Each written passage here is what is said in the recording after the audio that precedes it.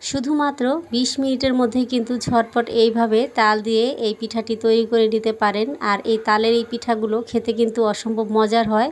ছোট বড় সবারই কিন্তু ভীষণ পছন্দ হবে। তৈরি করতে খুবই অল্প সময়ের মধ্যে হয়ে যায়। চাইলে কিন্তু আপনারা এখন তাল দিয়ে এই পিঠাগুলো বানিয়ে নিতে পারেন আর রেখে 3 থেকে 4 দিনের মতো খেতে পারবেন। আজকে এই রেসিপিটি শেয়ার করছি। রেসিপি ভালো লাগলে অবশ্যই একটি লাইক দিতে ভুলবেন না। প্রিয় দর্শক, আসসালামু আলাইকুম। প্রথমে আমি এখানে হাফ কাপ চিনি নিচ্ছি, এরপর দিয়ে দিচ্ছি তালের রস। এটা আমি আগে থেকে বের করে এরপর রেডি করে রেখেছিলাম। এখানে আমি হাফ কাপ পরিমাণ মতো তালের রস নিয়ে নিচ্ছি। তবে মিষ্টির পরিমাণটা আপনাদের পছন্দ মতো বাড়িয়ে বা কমিয়েও দিতে পারেন।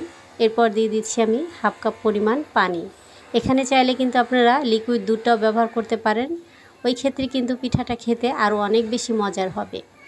সব কিছু ভালোভাবে মিশিয়ে নিয়েছি। চিনিটা কিন্তু এই সময় সুন্দরভাবে গলে গিয়েছে। এখন এখানে দিয়ে দিচ্ছি রান্নার রেগুলার তেল। আমি এখানে 1 টেবিল চামচ পরিমাণ তেল ব্যবহার করছি।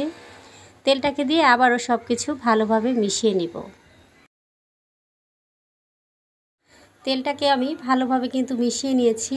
এখানে আমি 1 চা চামচ পরিমাণ লেবুর রস দিয়েছিলাম। কোনোভাবে ভিডিওটা আমি দেখাতে পারিনি। আপনারা এখানে 1 চা চামচ লেবুর রস দিয়ে দিবেন, এতে করে ফ্লেভারটা অনেক ভালো আসবে। এরপর একটা চালনির মধ্যে আমি 1 কাপ পরিমাণ আটা নিয়ে নিচ্ছি আর দিয়ে দিলাম 1 চা চামচ বেকিং পাউডার, 1 চিমটির মতো লবণ। এখন সবগুলো উপকরণ একটু চেলে নিব। চেলে নেওয়ার পর এখানে আমি দিয়ে দিচ্ছি গুঁড়ো দুধ। আমি এখানে 2 চা চামচ পরিমাণ গুঁড়া দুধ দিচ্ছি। গুঁড়া দুধটা দিলে কিন্তু এই পিঠাটা খেতে আরও অনেক বেশি টেস্টি হবে। এখন সব কিছু ভালোভাবে একটু মিশিয়ে নিচ্ছি।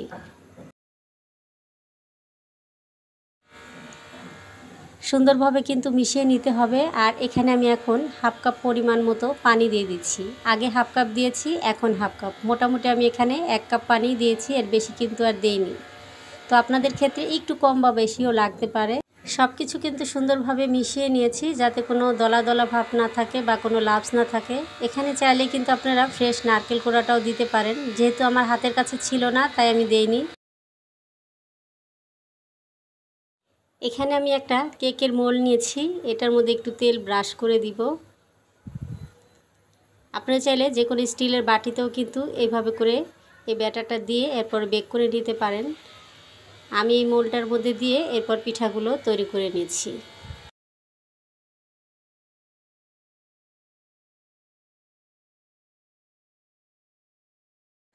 সবটুকু দেওয়া হয়ে গেলে এখন আমি এই ট্রেটা ধরে চুলার মধ্যে বসিয়ে দিব। চুলার মধ্যে আগে থেকে আমি একটা কড়াই বসিয়ে একটু ফ্রি হিট করে নিয়েছিলাম 10 মিনিটের মতো।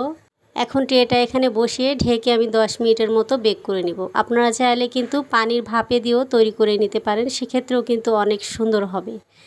এখন ঢাকনা দিয়ে 10 মিনিটের মতো বেক করে নিয়েছি। ঢাকনাটা উঠে আমি একটু চেক করে নিচ্ছি পিঠাটা হয়েছে কিনা। সম্পূর্ণ পিঠাটাই কিন্তু হয়ে গেছে। চুলা থেকে নামিয়ে ঠান্ডা করে নিয়ে এরপর আমি আপনাদের সাথে একটু পরিবেশন করে দেখিয়ে দিচ্ছি।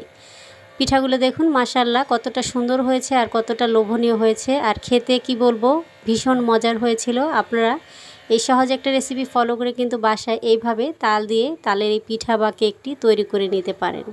পিঠাগুলো কিন্তু খুবই সফট এবং নরম তুলতুলে, খেতেও কিন্তু হয় ভীষণ মজার। বিকেলে কিন্তু এভাবে পিঠা বানিয়ে সবাইকে দিতে পারেন। এখন পিঠাটি একটু ভেঙেও দেখাই, তাহলেই বুঝতে পারবেন রেসিপি কেমন লেগেছে। অবশ্যই কমেন্ট করে জানাবেন। ভালো লেগে থাকলে অবশ্যই লাইক কমেন্ট শেয়ার করবেন আর বেশি বেশি করে শেয়ার করে দিবেন। আজকের মতো এখানে বিদায় নিচ্ছি। সবাই অনেক ভালো থাকবেন, সুস্থ থাকবেন। আল্লাহ হাফেজ।